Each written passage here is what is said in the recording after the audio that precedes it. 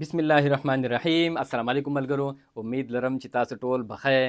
مونږه د انګلیش ګرامر ټنسز یو ځل بیا شروع کوو ځکه چې ډیرو کسانو فرمایش کړی و چې مونږه ټنسز د نن یو 3 کاله مخکې کړي وو او ډیر کسانو اوس وایي چې تاسو ټنسز یو ځل بیا وکړئ او په دې کې نور هم که تفصیلات وي نو هغه پکې وکړئ. کوم چې مونږه مخکې چې کله ټنسز کړي په هغې کې مونږه هغه تفصیلات نه دي کړي نو زه د دې خبرې سره اګري کوم، زه په دې سره متفق یم چې واقعي ده چې داسې خبرې شته دي چې مونږه تیر ځل چې مونږ کله ټنسز کړي نو په هغې کې مونږه هغه خبرې نه وې کړي. نو د دې وجې نه مونږ انشاءالله د نن نه ټنسز بیا شروع کوو. زه په اوله کې تاسو ته یو دوه خبرې کوم، دې ته تاسو په غور سره غوږ کېدوئ. زه چې کوم ویډیوز جوړوم نو دا په اصل کې لیسن دی. د لیسن مطلب دا دی چې په دې کې به تفصیلات وي، څنګه چې په سکول کې یا په کالج کې زمونږ کلاس وي هغه تقریبا کله 30 منټ وي، نیمه ګنټه وي یا 40 منټ یا 45 منټ کلاس وي. نو دغه شانتي زمونږ هم دا یو لیسن دی. زه ټول ټنس په 15 منټه کې نشم کولی. تاسو ته به آنلاین نور ډیر داسې ویډیوز میلاو شي چې چا به ټول ټنس په 15 منټه کې کړي وي یا به 12 وانه ټنسز چې دي هغه په 15 منټه کې ایکسپلین کړي وي. نو داسې ویډیو به تاسو میلاو شي، خو زه دغه شانتي نشم کولی ځکه چې هغه زما سټایل نه دی. زه په تفصیل سره ویډیو کول غواړم. زه که 15 منټه ویډیو جوړه کړم په 15 منټه کې ټول ټنس وکړم نو ماته خو به ویوز ډیر زیات میلاو شي، په لکاو خلک به یې وګوري، خو د هغې نه به خلکو ته څه فایده ونه شي ځکه چې هغه 15 منټه به هم د هغوی ضایع شي. نو زه دا غواړم چې ویډیو چې کم از کم 20-25 یا نیمه ګنټه هم وي نو که څوک ټوله ویډیو په یو وخت کې نشي کتلی نو ضروري نه دی چې تاسو یې په یو وخت کې وګورئ. چې څومره وخت تاسو سره وي، مثال په توګه تاسو سره اوس 10 منټه شته دی نو تاسو 10 منټه اوس وګورئ، بیا 10 منټه بیا وګورئ. زموږ دا ویډیوز به ټولې په یوټیوب زموږ چې کوم چینل دی هلته کې به هم موجود وي، زموږ چې کوم د فیسبوک پیج دی هلته کې به هم موجود وي، باقاعده پلی لیست به انشاءالله جوړ شوی وي او دا ټول لیسنز چې دي دا به موږ انشاءالله په ټیک ټاک باندې هم ورکوو.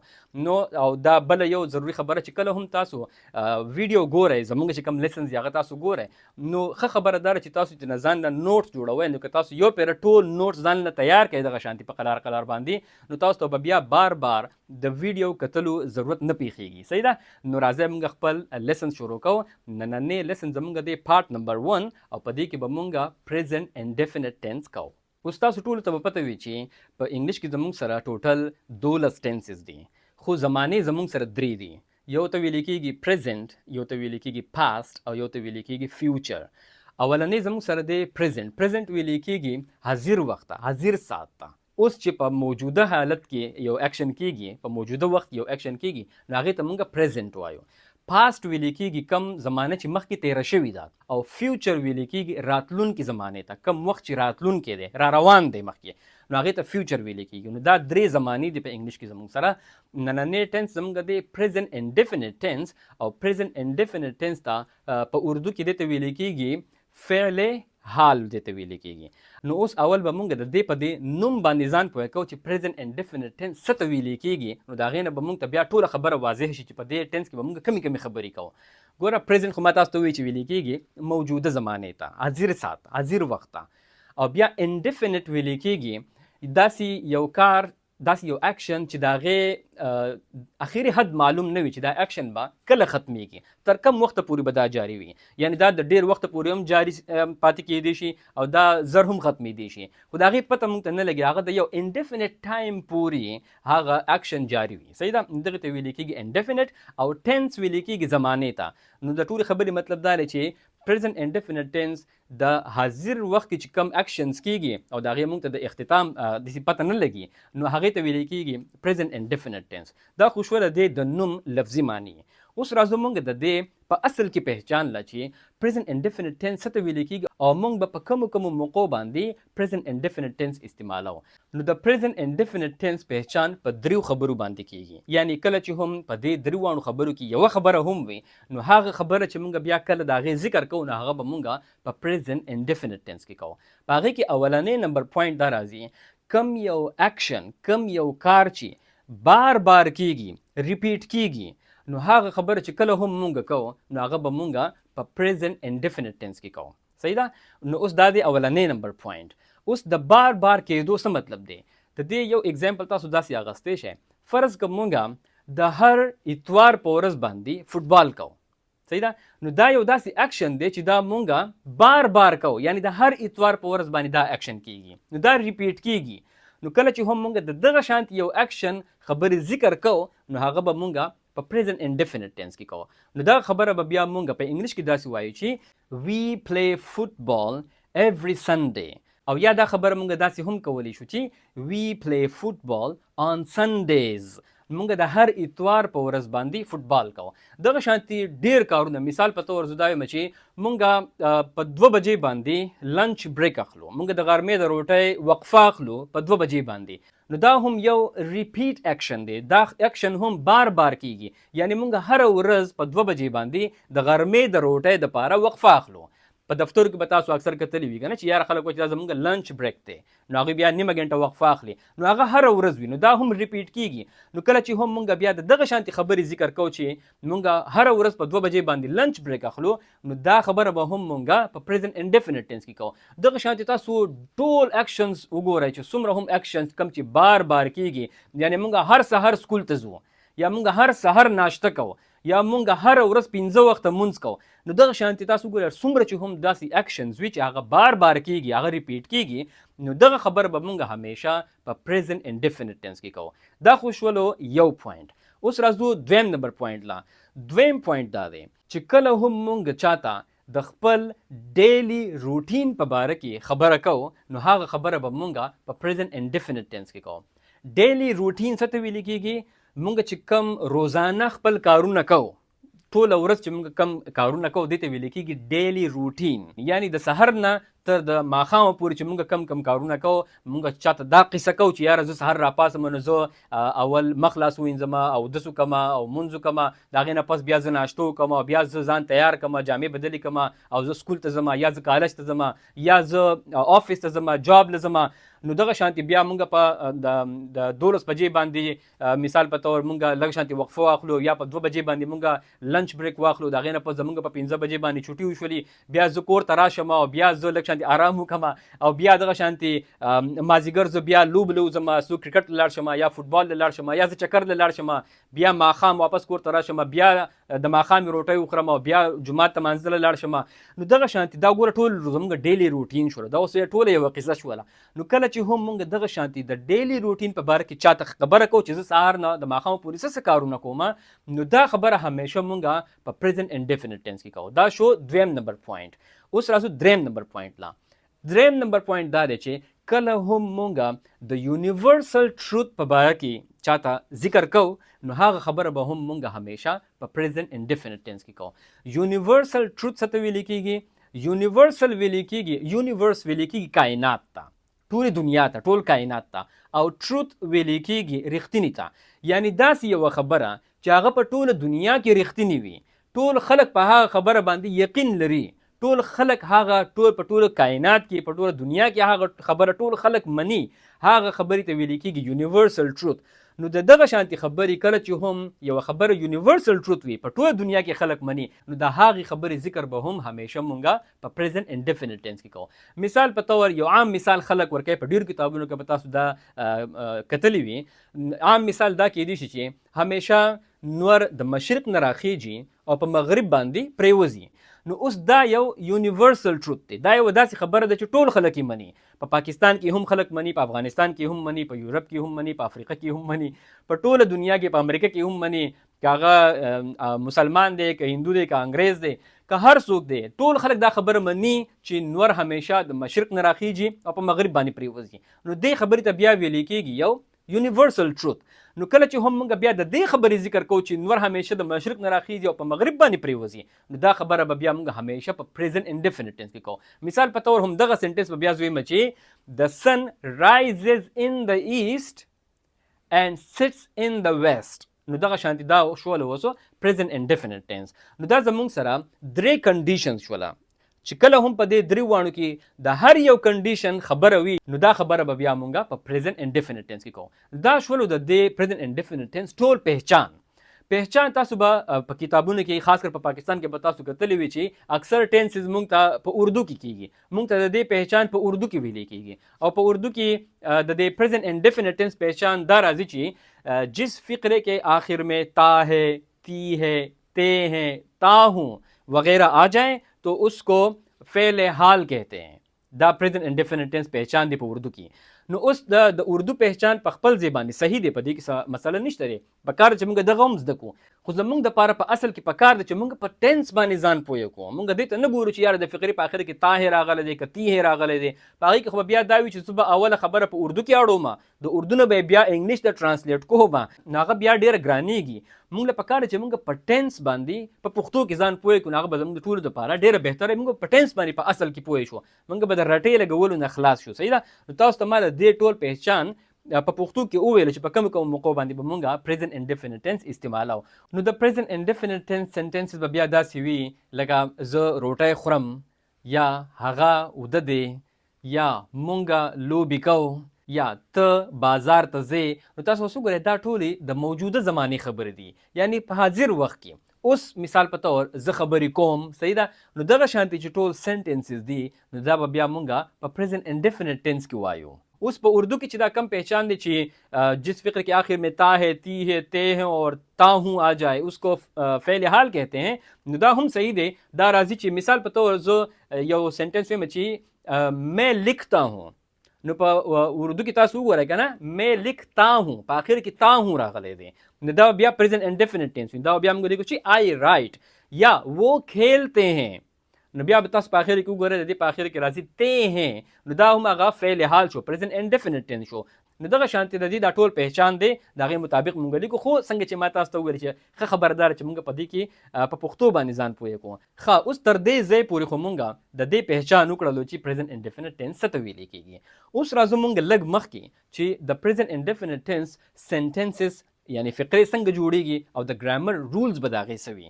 نو اوس دلته چې کم د دې ځای نه مونږ اوس کم بحث شروع کوو، نو دا به مونږ زیات تر بحث په دې لیسن کې کوو، په دې پریزنت انډیفینټ ټینس کې به مونږ کوو. خو دا بحث ډېر زیات ضروري دی د نورو ټولو ټینسز دپاره.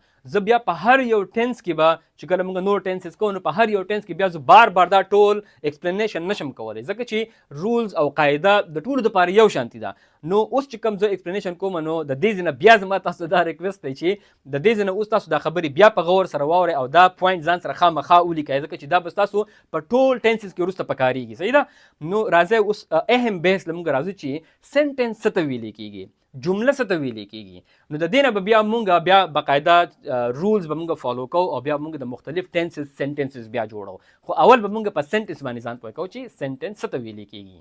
سنټنس ویلې کېږي د الفاظو یو داسې مجموعه، یعنی داسې الفاظ، داسې ټکي چې هغه د یو بل سره داسې ولګولی شي چې د هغې نه یو مکمل خبره جوړه شي، چې هغه نیمګړې خبره نه وي، پوره خبره وي، چې په هغې باندې خلک پوه شي چې په هغه خبره کې خپله پوره معنی موجود وي، هغه نیمګړې خبره نه وي، په هغې کې هېڅ کنفیوژنز نه وي، په هغې کې څوک ګډوډ کېږي نه چې یاره د دې خبرې څه مطلب دی، بلکې په هغه خبره باندې هر سړی پوهېږي، مکمل خبره وي. نو دغې ته ویلې کېږي سنټنس.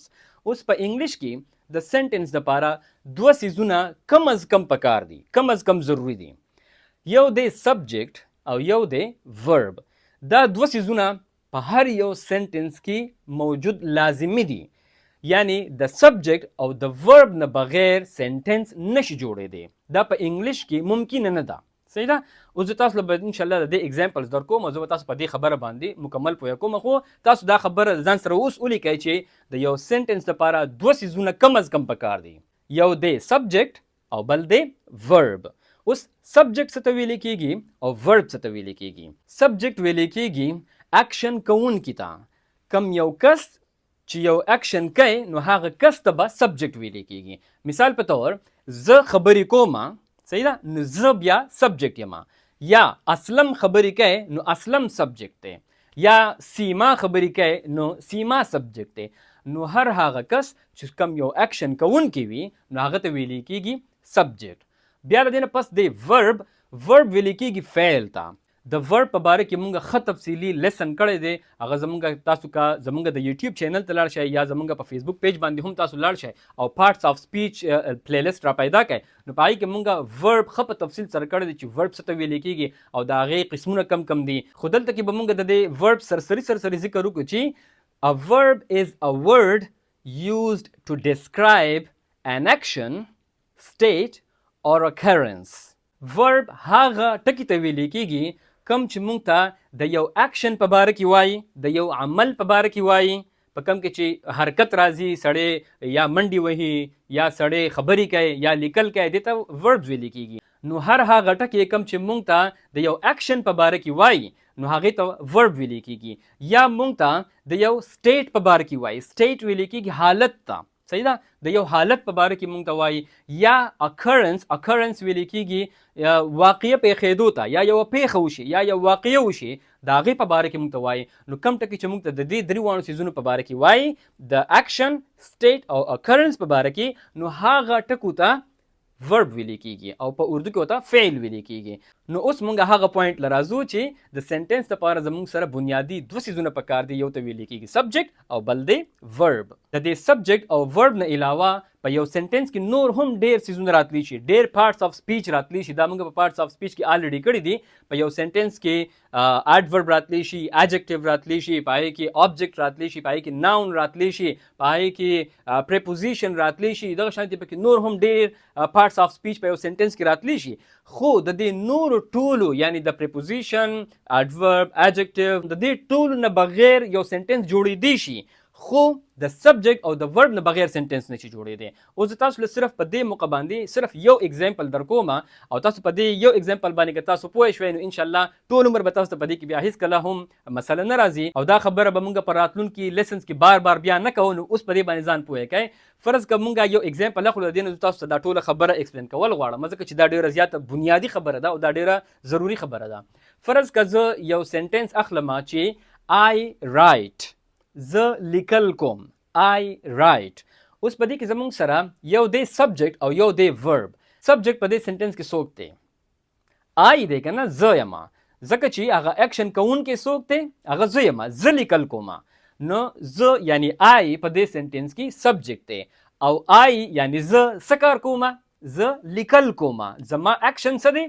لیکل دی. نو write په دې سنټنس کې ورب دی، دا مین ورب دی. نو اوس تاسو اوس وګورئ دا زموږ سره یو کمپلیټ سنټنس دی، حالانکه په دې کې صرف دوه ټکي دي. I write دوه ټکي دي، خو دا کمپلیټ سنټنس دی ځکه چې په دې کې هغه پوره معنی موجود ده. دا نیمګړې خبره نه ده. زه چې چاته وایم چې یاره زه لیکل کوم، نو هغه په دې خبره باندې پوه شو چې زه لیکل کوم، نیمګړې خبره نه ده. اوس که فرض که مونږ یو سنټنس واخلو او زه وایم چې I write a letter، زه یو خط لیکم، I write a letter. اوس په دې سنټنس کې تاسو وګورئ په دې کې زموږ سره درې څیزونه دي. یو زموږ سره دی سبجیکټ او هغه دی I، او دویم څیز زموږ سره دی ورب او هغه دی write لیکل، او دریم څیز زموږ سره دی a letter یو خط، دا زموږ سره آبجیکټ دی. صحیح ده؟ نو اوس زموږ سره په دې سنټنس کې تاسو وګورئ درې څیزونه دي. اوس که فرض کا په دې سنټنس کې یعنی I write a letter، د دې نه که زه فرض کا آبجیکټ لري کما، آبجیکټ a letter دی که نه، هغه ته زه لري کما، سنټنس بیا هم کمپلیټ دی ځکه چې زموږ سره سبجیکټ او ورب موجود دی. هغه به راشي I write او د هغې بالکل پوره معنی هغه ورکوي، هغه پوره یو کمپلیټ سنټنس دی. اوس ما تاسو ته اول ویلي و چې د سبجیکټ او د ورب نه بغیر سنټنس نشي جوړېدی. اوس تاسو دلته کې هغه اپلای کړئ، دلته کې ټیسټ وکړئ چې د ورب نه یا د سبجیکټ نه بغیر سنټنس جوړیږي او که نه. فرض که د دې سنټنس نه یعنی I write a letter، د دې سنټنس نه زه ورب لري کما، زموږ سره به څه پاتې شي؟ I a letter، زه یو خط. نو تاسو ګورئ په پښتو کې هم دا یو نیمګړې خبره ده، زه یو خط. دا ګوره د دې اړو څه معنی نشته دی، دا نیمګړې خبره ده، په دې باندې څوک نه پوهېږي ځکه چې په دې کې هغه مین ورب نشته دی. د ورب نه بغیر سنټنس نشي جوړېدی. I a letter هیڅ معنی نه لري، زه یو خط، په دې باندې هیڅ هم نه پوهېږي چې دا خبره څه ده، پوره خبره څه ده. پوره خبره خو دا ده چې I write a letter، زه یو خط لیکم، یا I read a letter، زه یو خط لولم، هله به دا سنټنس مکمل کیږي. نو تاسو اوس وګورئ د ورب نه بغیر سنټنس نشي جوړېدی. یا هم دغه شانتي فرض که یو بل اگزامپل واخلو، We play in the park، مونږ په پارک کې لوبې کوو. په دې کې تاسو اوس وګورئ زموږ سره سبجیکټ څه دی؟ وی، مونږ اکشن کوونکي یو که نه، مونږ هغه عمل کوونکي وو. نو وی پکې زموږ سره سبجیکټ دی او پلی پکې اکشن دی، نو هغه پکې ورب شولو. In the park، ان پکې پریپوزیشن دی او پارک پکې زموږ سره یو ناون راغلی دی. صحیح ده؟ په آبجیکټ کې زموږ سره یو ناون راغلی دی. نو اوس تاسو دغه سنټنس ته وګورئ، We play in the park، مونږ په پارک کې لوبې کوو. دا اوس یو مکمل سنټنس دی، مکمل خبره ده. اوس تاسو د دغه سنټنس ته که فرض که مونږ ورب لري کړو، زموږ سره څه پاتې کېږي؟ وی ان د پارک، مونږ په پارک کې. نو مونږ په پارک کې څه؟ دا خو نیمګړې خبره ده. مونږ په پارک کې وده یو، مونږ په پارک کې منډې وهو، مونږ په پارک کې لوبې کوو. څه خو ورسره ویل پکار دي که نه چې د دې نه مکمل معنی جوړه شي، مکمل خبره ترې جوړه شي. نو دا بیا نیمګړې خبره شوه، او نیمګړې خبرې ته مونږ سنټنس نشو ویلی. صحیح ده، ځکه چې په هغې کې د سره هغه ورب نشته دی. نو دغه شانتي د سنټنس دپاره زموږ سره دوه څیزونه مین پکار دي، کم از کم پکار دي، یو دی سبجیکټ او یو دی ورب. نو اوس دلته کې تاسو یو پوینټ بل یاد ساتئ، په انګلیش کې ځینې فقرې داسې وي چې په هغې کې صرف یو ټکي وي، یعنی په هغې کې سبجیکټ نه وي، په هغې کې صرف او صرف ورب وي، یو ټکي وي، خو هغه بیا هم کمپلیټ سنټنس وي. مثال په طور زه ویم چې ایټ خوره، یا سلیپ ودشه، یا گو ځه. دا اوس وګورئ یو ټکی دی، خو دا ورب دی، خو دا بیا هم کمپلیټ سنټنس دی. اوس به تاسو وایئ چې تا خو اول وی چې سبجیکټ او ورب دواړه کم از کم پکار دي. نو اوس دا خو صرف یو ټکی دی، په دې کې خو سبجیکټ نشته دی، او دا هم ته وایي چې یار کمپلیټ سنټنس دی. نو بالکل هم دغه شانتي ده. ځینې فقرې داسې وي چې په هغې کې مونږ ته د سبجیکټ ضرورت نه وي. مثال په طور فرض که یو ماشوم دی او تا ورته خوراک مخې ته کېښودو، ډوډۍ دې ورته کېښودله، او هغه ډوډۍ نه خوري او ټي وي ته ګوري یا په خپل موبایل کې لګیا دی، یا چا سره خبرې کوي یا لوبې کوي، ډوډۍ نه خوري، او ته ورته ووایې چې یاره ایټ خوره. صحیح ده. نو په پښتو کې هم دا یو مکمل خبره ده، مونږ هم دغه شانتي وایو که نه چې خوره یا ودشه یا زه. په پښتو کې هم مونږ دا وایو، خو دا خو کمپلیټ سنټنس دی. په دې باندې خو ماشوم هم پوهېږي چې ما ته وایي چې خوره. په دې ټایم کې مونږ وایو چې ایټ، د دې مطلب څه دی؟ د دې مطلب په اصل کې دی چې یو ایټ، ته خوره. ځکه چې دا خبره مونږ هغه ماشوم ته کوو، خو په دې ټایم کې مونږ د هغه یو کوم چې سبجیکټ دی، مونږ د سبجیکټ ذکر نه کوو، ځکه چې مونږ ته د سبجیکټ د ذکر د کولو ضرورت نشته دی. هغه خبره واضحه ده، هغه خبره ټولو ته پته ده چې دا خبره چاته کېږي. سبجیکټ په دې کې واضحه دی، خو په اصل کې هغه کمپلیټ سنټنس دا دی چې زه هغه ماشوم ته وایم چې یو ایټ، ته خوره، یا زه چاته وایم چې ګو، نو په اصل کې خو زما مطلب دا دی چې یو ګو، ته ځه. یا که فرض که زه چاته وایم چې ودشه سلیپ، نو دی خو یو ټکی، خو په اصل کې خو زما مطلب دا دی چې هغه ته زه وایم چې یو سلیپ، ته ودشه. خو په پښتو کې هم مونږ چاته نه وایو چې ته ودشه، مونږ ورته وایو لکه ودشه یا خوره. دغه شانتي په انګلیش کې هم چې کله مونږ یو ټکی صرف ورب استعمال کوو په داسې کیسز کې، نو دا هم یو ټکی دی، خو دا هم کمپلیټ سنټنس دی. په دې کې مونږ د سبجیکټ ذکر نه کوو، خو د دې دا مطلب نه دی چې په دې کې سبجیکټ نشته دی. په دې سنټنس کې سبجیکټ شته دی، خو مونږ د هغې ذکر نه کوو، ځکه چې د هغې د ذکر د کولو ضرورت نشته دی. هغه خبره ټولو خلکو ته واضحه ده. نو دغه شانتي هم سنټنسز وي چې هغه د یو ټکي نه جوړ وي، خو هغه بیا هم کمپلیټ سنټنس وي، خو هغه ډیپینډ کوي، هغه به تاسو هغه سنټنس ته ګورئ چې آیا په دې کې اوس د سبجیکټ ضرورت شته او که نشته دی. نو دغه شانتي دا زموږ شولو ټول ایکسپلینیشن د سنټنس په باره کې چې سنټنس څه ته ویلې کېږي، او په سنټنس کې زموږ سره کم کم څیزونه لازمي دي. ښه، اوس مونږ لږ شانتي مخکې ځو، ځکه چې دا ایکسپلینیشن چې تر اوسه پورې مونږ څومره وکړلو، د ایکسټرا ټایم لږ شانتي وخت واغستلو، خو دا ډېر ضروري تاسو ته به اوس پته لګېدلې وي. په نور ټول ټینسز کې به انشاءالله د دې ذکر مونږ بار بار نه کوو. دا ټولو دپاره یو شانتي قاعده او قانون دی. نو دا چې اوس چا زده کړل، نو هغه به په نور ټینسز کې به هغه تر دې نه فایده کېږي.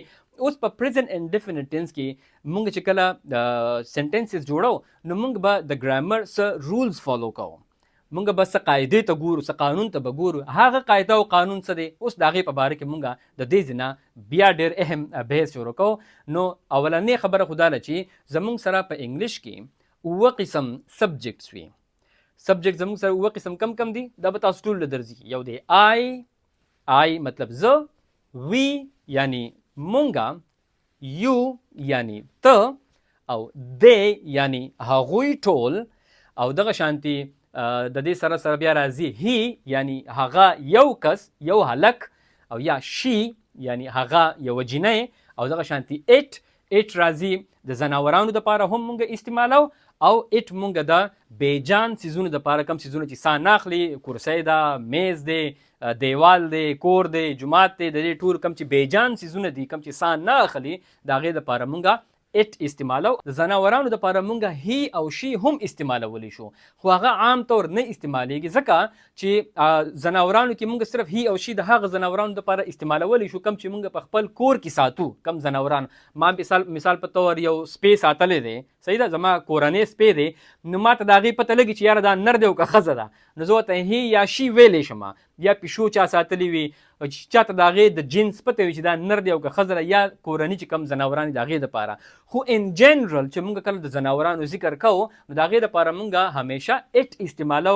اوس مثال په طور په هوا کې مرغۍ روانې دي نو موږ ته څه پته ده چې په دې کې اوس نر کم یو دی او ښځه کم یو ده چې زه ورته هی ویم او یا شي ویم. نو د هغې دپاره بیا اسانه طریقه دا ده چې موږ اټ استعمال کړو. یا په ځنګل کې ډېر شی یعنې ډېر شی ځناوران دي نو موږ ته خو پته نه لګي چې کم نر دی او کم ښځه ده که نه. نو د دې وجې نه په انګلیش کې د ځناورانو دپاره زیاتر اټ استعمالیږي. نو دغه شان دا شول زموږ سره ټول سبجیکټس شوله. اوس په دې سبجیکټ کې تاسو دلته کې یو پوینټ درته زه بل ویم، دا هم موږ صرف په دې لیسن کې به کوو، په نور لیسن کې بیا موږ به بار بار دا خبره نه کوو. آی دی آی زه.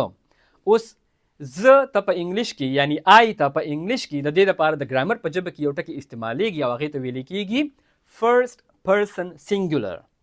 اولنې یو کس، اولنې واحد کس، فرست پرسن سینګولر. ځکه فرست پرسن سینګولر دی آی ته ویل کېږي چې ماته یعنی ماته د ټولو نږدې کس څوک دی، اولنې نږدې کس ماته څوک دی، زما خپل ځان دی که نه، زه ځان ته د ټولو نه زیات نږدې یم. نو ځکه دې ته ویل کېږي فرست پرسن سینګولر. بیا زموږ سره راځي سیکنډ پرسن سینګولر. اوس سیکنډ پرسن سینګولر چاته ویل کېږي یعنی ماته زما نه علاوه ماته د ټولو نه نږدې بل کس څوک دی، هغه کس چې د چا سره زه خبرې کوم. فرض که زما سره یو کس مخامخ دی، یو کس، نو هغه زما لپاره هغه ټول نه نږدې دویم کس هغه دی که نه، زما نه پس نو یو راځي که نه. فرض که زه ستا سره خبرې کوم نو یو شو. یو ته بیا په انګلیش د ګرامر په ژبه کې ورته بیا ویل کېږي سیکنډ پرسن سینګولر. سو آی دی فرست پرسن سینګولر او یو دی سیکنډ پرسن سینګولر. بیا راځي تھرډ پرسن سینګولر. اوس تھرډ پرسن سینګولر څه ته ویل کېږي؟ اوس زمانه او ستانه یعنی د فرست پرسن او سیکنډ پرسن سینګولر نه علاوه تھرډ پرسن سینګولر څوک کېدی شي؟ چې فرض که یو درېمګړی کس دی، یو هلک دی اخوا ولاړ دی، یو جنۍ د اخوا ولاړ دی، یو ځناور دی اټ دی، نو هی شي اټ ته د ګرامر په ژبه کې ویل کېږي تھرډ پرسن سینګولر. هغه دریم کس راځي، د دې دوانو نه لرې راځي که نه، هغه دریم کس شولو. نو دې ته دا نومونه ویل کېږي د ګرامر په ژبه کې. نو کله چې هم بیا په نیکسټ لیسنس کې زه تاسو وایم چې یاره فرست پرسن سینګولر به په دې ګروپ کې راځي او سیکنډ پرسن سینګولر به په دې ګروپ کې راځي، نو تاسو ته پته لګي چې فرست پرسن سینګولر څه ته ویل کېږي او سیکنډ پرسن سینګولر څه ته ویل کېږي او تھرډ پرسن سینګولر څه ته ویل کېږي. نو اوس په پریزنت انډیفینټ ټینس کې کله چې مونږ سنټنسز جوړو نو د دې مونږ دوه ګروپس جوړو، ځکه چې د ځینې سبجیکټس لپاره یو رولز دي او د ځینې سبجیکټس لپاره بدل رولز دي. نو اوس زموږ سره دوه ګروپس جوړیږي. اولنی ګروپ چې زموږ سره جوړیږي نو په هغې کې به راځي فرست پرسن سینګولر یعنی آی، او بیا به پکې راځي سیکنډ پرسن سینګولر یعنی یو او وی او دی. او د دې نه علاوه چې څومره هم پلورلز وي، څومره هم جمع وي، څومره هم موږ کله د یو کس نه د زیاتو کسانو په باره کې خبره کوو نو هغه پلورل شوله که نه، نو هغه به هم موږ په دې ګروپ کې اچوو. یعنی دوه کسان یا ماشومان یا سټوډنټس یا ټیچرز، نو دغه شانتي چې د یو نه زیات کسانو په باره کې موږ خبره کوو نو هغې ته موږ پلورل وایو، نو هغه به هم موږ په دې ګروپ کې اچوو. نو زموږ سره یو ګروپ کې راغلل دا سبجیکټس، او دغه شانتي زموږ سره دویم ګروپ په جوړیږي، په هغې کې به راځي تھرډ پرسن سینګولرز، په هغې کې څه راځي هی، شي، اټ، او د دې نه علاوه چې نور هر څوک سینګولر کېدی شي. موږ فرض کړه د یو کس په باره کې خبره کوو، د اسلم په باره کې خبره کوو، د سیمه په باره کې خبره کوو، د ډاګ په باره کې خبره کوو، ا کیټ په باره کې خبره کوو، د یو استاد په باره کې خبره کوو، د یو ماشوم په باره کې خبره کوو. دغه شان چې څومره هم سینګولرز دي نو هغه به موږ په دې دویم ګروپ کې د هی، شي، اټ سره اچو. نو زموږ سره په پریزنت انډیفینټ ټینس کې دا دوه ګروپ جوړ شوله. یو ګروپ زموږ سره دغه سبجیکټس راغله آی، وی، یو، دی او پلورلز، او په بل ګروپ کې زموږ سره راغله هی، شي، اټ او سینګولر. صحیح ده. سینګولر مطلب دا دی چې نور سینګولرز، ځکه چې آی او یو هم سینګولر دي خو هغه فرست پرسن او سیکنډ پرسن سینګولر دي، نو هغه په هغه بل ګروپ کې راځي. د دې سینګولر نه مطلب دا دی چې د آی او یو نه علاوه چې څومره سینګولرز دي موږ د نور چا په باره کې خبره کوو نو هغه ټول به په دې بل ګروپ کې راځي. اوس د ګرامر رولز څه دي؟ موږ دا دواړه ولې په دوه ګروپونو کې تقسیم کړل؟ اوس په پریزنت انډیفینټ ټینس کې زموږ سره یو جنرال رول دا دی چې کله هم موږ یو خبره په پریزنت انډیفینټ ټینس کې کوو نو موږ به همیشه د ورب فرست فارم استعمالو. تاسو ته پته لګنه چې د ورب درې فارمز وي، د هر یو ورب درې فارمز وي، یو وي فرست، سیکنډ او تھرډ. مثال په تور فرض کا دغه رائټ یو اگزامپل ما تاسو درکړو چې آی رائټ ا لیټر، نو اوس رائټ په دې کې ورب دی، نو د رائټ خو فرست فارم دی رائټ، او د رائټ سیکنډ فارم دی روټ، او د رائټ ثرد فارم دی ریټن، ځکه چې دا یو irregular verb دی. د دې ورب په باره کې فارمز اف وربز په باره کې هم مونږه یو تفصیلی لیسن مونږه آلریډي کړی دی، زمونږه په یوټیوب په چینل باندې هم شته دی، او زمونږه د فیسبوک پیج دی پای باندې هم شته دی. هلته کې تاسو تلی شئ فارمز اف ورب پیدا کړئ، تاسو ته هلته کې په تفصیل سره پوره لیسن میلاو شي. د هر یو ورب درې فارمز وي، د دې درې فارمز علاوه یو کنټینیوس فارم هم کېدی شي، خو مینلی درې فارمز وي د هر یو ورب. څنګه چې مثال په تور ګو دی کنه تلل، نو د ګو هم درې فارمز، هغه هم یو irregular verb دی، go went gone. د go فرست فارم دی، went سیکنډ فارم دی، او gone ثرد فارم دی. یا دغه شانتي play played played دا بیا regular verb دی. د regular verb او د irregular verb په باره کې هم موږ کمپلیټ لیسن آلریډي کړی دی. regular verb هغه verb ته ویل کېږي د کم چې د فرست فارم نه سیکنډ فارم او یا ثرد فارم موږ جوړو، نو د هغې سره د ډي او یا د ای ډي اضافه کېږي. د ټول د پاره یو شانتي، څنګه چې ما تاسو له اوس اگزامپل درکو play played played، په اخر کې سره د ای ډي اضافه وشوله. یا دغه شانتي مثال په تور walk walked walked، نو دا هم دغه شانتي regular verb دی. irregular verb هغه verbs ته ویل کېږي په کم کې چې د فرست فارم نه سیکنډ فارم یا ثرد فارم جوړیږي، نو دا هغې هیڅ قاعده او قانون نه وي، په هغې باندې به مونږ رټه لګو او به مونږ یادو، ځکه چې د هغې څه قاعده او قانون نشته دی چې یا د ډي او یا د ای ډي اضافه به ورسره کېږي. ما تاسو له اوس چې دا کوم اگزامپل درکو چې رائټ روټ ریټن، تاسو وګورئ په دې کې هیڅ قاعده قانون نشته دی، یا go went gone هیڅ قاعده او قانون نشته دی.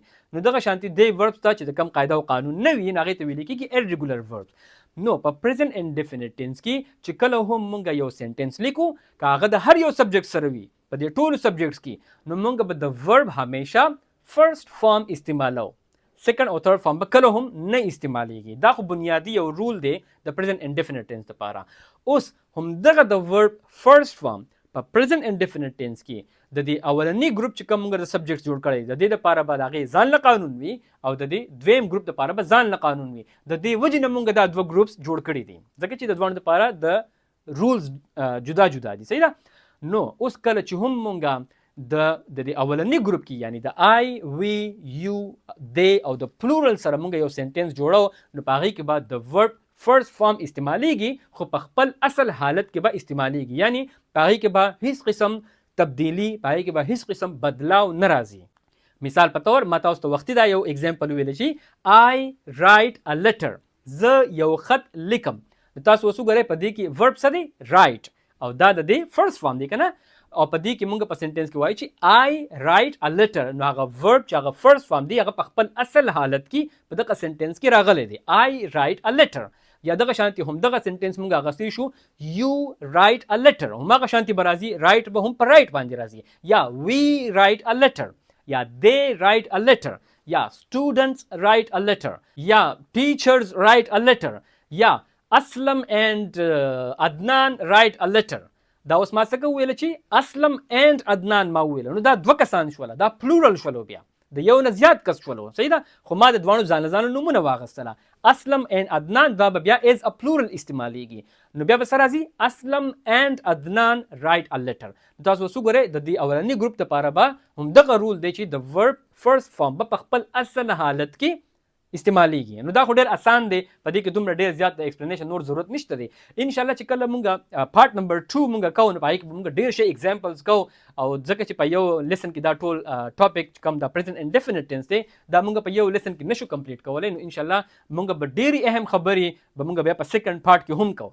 خو اوس مونږ کم از کم په دې بنیادي خبره باندې ځان پوهیږو چې د اولني ګروپ لپاره به همیشه د ورب فرست فارم استعمالیږي، او په هغې کې به هیڅ قسم تبدیلي بدلاو نه راځي. او اوس زموږ سره چې کوم دا دویم ګروپ دی یعنی هی شي اټ او نور چې کوم سنګولرز دي، د هغې سره چې کله هم مونږ سنټنس مونږ جوړو په پریزنټ انډیفینټ ټینس کې به بیا د ورب سره به د اس او یا د ای اس اضافه کیږي. صحیح ده؟ دا په دې دواړو ګروپس کې بنیادي فرق دی. مثال په طور فرض کا همدغه سنټنس واخلم چې آی رائټ ا لیټر چې موږ وختي کله ویلو، که فرض که دغه سنټنس زه اوس د هی سره جوړوم، نو دا بیا راځي he writes a letter، نو بیا به writes راځي. تاسو اوس وګورئ WRITE اس وسره اضافي ولګېدلو. یا مثال په تور دغه سنټنس داسې هم ویلی شم چې شي رایټس ا لیټر، هغه یو خط لیکي، هغه جینۍ یو خط لیکي. یا اټ رایټس ا لیټر، صحیح ده. نو دغه شانتي به د یا مثال په تور یو سنګولر یو کس موږ واخلو. فرض که زه وایم چې سیما رایټس ا لیټر، یو کس زه واخلم، نوم واخلم، نو بیا به د هغې سره بیا سنګولر شو، بیا په دې ګروپ کې راځي، نو د هغې سره به هم د اس اضافه کیږي. یا مثال په تور زه وایم چې علي رایټس ا لیټر، نو بیا به د هغې سره هم د اس اضافه کیږي. نو څومره چې هم وربز وي په پریزنټ انډیفینټ ټینس کې، نو کله چې هغه موږ د هی شي اټ سره استعمالو او د سنګولر سره استعمالو، نو په هغې کې به همیشه د اس او یا د ای اس اضافه کیږي. اوس پوینټ دا دی چې کله به د اس اضافه کیږي او کله به د ای اس اضافه کیږي. موږ ته به څه پته لګي چې موږ به اوس د دې سره د اس اضافه لګو او که د ای اس اضافه لګو. نو د دې دپاره د یادولو دپاره یو ټپ دا دی، دا تاسو ځان سره ولیکئ، صحیح ده.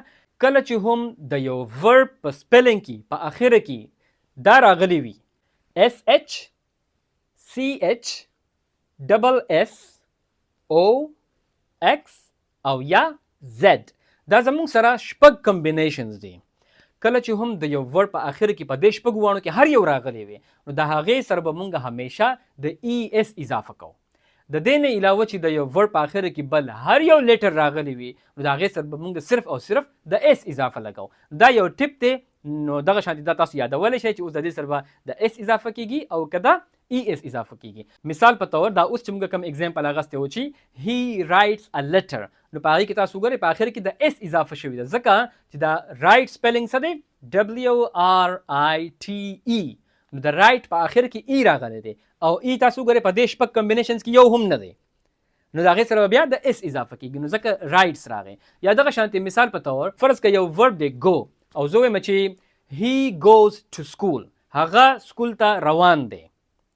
نو تاسو اوس وګورئ د goes سپیلنګ به بیا څه راځي؟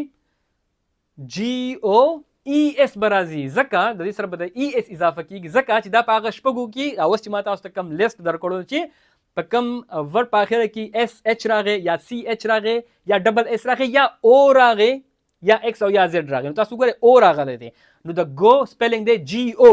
نو کله چې موږ بیا goes لیکو، نو د هغې سره بیا د ای اس اضافه کیږي. نو دغه شانتي ټول ورډز به تاسو ګورئ چې د کوم په اخره کې دا شپږ په دې شپږو کې هر یو راغلی وي، د هغې سره به موږ د ای اس اضافه کوو، او د دې نه علاوه چې څومره هم لیټرز د یو ورډ په اخره کې راغلی وي، د هغې سره به موږ صرف او صرف د اس اضافه کوو. دا یو جنرال رول دی، د تاسو دغه شانتي یادولی شئ. فرض که اس اچ دی، فرض که یو ورډ دی فینش، ختمول، تاسو اوس وګورئ د هغې په اخره کې اس اچ راغلی دی، FINISH. نو کله چې هم بیا مونږ د په پریزنټ انډیفینټ ټینس کې د دې دویم نمبر ګروپ کې د هی شي اټ یا د سنګولر سره استعمالو، نو بیا به راځي فینیشز. نو فینیشز سپیلنګ به په اخر کې به ورسره بیا د ای اس اضافه کیږي، ځکه چې په هغې کې په اخر کې اس اچ راغلی دی. یا دغه شانتي بل یو ټکی دی واچ. واچ ویل کېږي کتلو ته، لیدلو ته، یعنی شي واچز ټي وي، هغه ټي وي ګوري. واچ، د واچ نه به کله چې موږ د شي سره استعمالو، بیا به واچز راځي، خو د واچز سپیلنګ به بیا څه راځي؟ WATCHES به راځي، د ای اس اضافه به ورسره کېږي، ځکه چې په اخر کې یې سی اچ دی. نو دغه شانتي دا ټول کمبینیشنز دي. نو اوس دلته کې یو ډېر اهم پوینټ دا هم اوس چې یاد کړئ نو ډېره ښه ده، ځکه چې اوس په اسانه باندې تاسو ته یاد شي. دا اوس چې ما تاسو ته کم رول وویله چې د کم ورډ په اخر کې دا شپږ کمبینیشنز راغلي وي، نو د هغې سره به د ای اس اضافه کیږي. همدا رول د سنګولرز نه چې کله موږ پلورلز جوړو، نو د هغې دپاره هم دا رول استعمالیږي. په پریزنټ انډیفینټ ټینس کې خو موږ دا د ورب خبره کوو که نه، خو زه د ناون خبره کوم چې کله هم موږ د سنګولر او نه پلورل جوړو که نه، ناون خو سنګولر او پلورل خو موږ صرف د ناون جوړو که نه. یعنی مثال په طور یو کرسی نو دوه کرسی، یا یو میز نو دوه میزونه، نو دې ته ویل کېږي سنګولر پلورل. نو کله چې هم موږ سنګولر نه پلورل جوړو، نو د سپیلنګ هم دا رول به هلته کې په سنګولر پلورل کې هم دغه شانتي راځي کوم چې موږ د دې ورډ دپاره وکړله. مثال په طور یو ټکی دی بینچ. بینچ تاسو پیژنئ که نه، تاسو په سکول کې تاسو په بینچ باندې کښېنئ، نو فرض که یو بینچ دی نو هغه به بینچ راځي. اوس د بینچ سپیلنګ څه دی؟ BENCH، په آخر کې CH راغلی دی. نو کله چې موږ بینچونه ووایو که نه، لیکن ډېر بینچونه، نو هغه ټکی به بیا راځي بینچز. د بنچز سپیلینګ به بیا راځي BENCHES به راځي. دغه فارمولا چې کوم مونږه د ورډ لپاره وکړله دا د ناون لپاره هم د کله چې مونږ د سینګولر نه پلورل جوړو بالکل یو شانتي، هیڅ فرق پدې کې نه راځي. صحیح ده. خو دلته کې دا یو خبره یاد ساتئ چې د وای د پاره یعنی وای چې کوم لیټر دی دا غیر لپاره ځان له یو قانون دی، هغه به ان شاء الله مونږه په راتلونکي لیسن کې بیا مونږ کوو چې دا یو ورډ په اخر کې وای راغلی وي دا غیر سره به مونږ څه کوو، که مونږ سره د اس اضافه کوو که د ای اس اضافه به سره کوو. د وای قانون به ان شاء الله مونږ په راتلونکي لیسن کې کوو ځکه چې لیسن دا الریډي وګت شوی دی نو څه خبرې به مونږ راتلونکي لیسن ته پریدو او دا غیر نه پس ان شاء الله پارت 2 او پارت 3 مونږ کوو. پای کې به مونږ بیا د وای دا به هم کوو او دا غیر سره به مونږ نور ډیر اهم خبري او نیگیټیو سنټنسز انټروګیټیو سنټنسز او نیگیټیو انټروګیټیو سنټنسز دا به ان شاء الله مونږ په راتلونکي لیسنز کې کوو. نو زه امید لرم چې د نننی لیسن نه به تاسو سنس زده کړی وي. ان شاء الله په نیکسټ لیسن کې به بیا ملاویږو. ټول د خپل ځان ډیر خیال ساتئ. د الله پامان.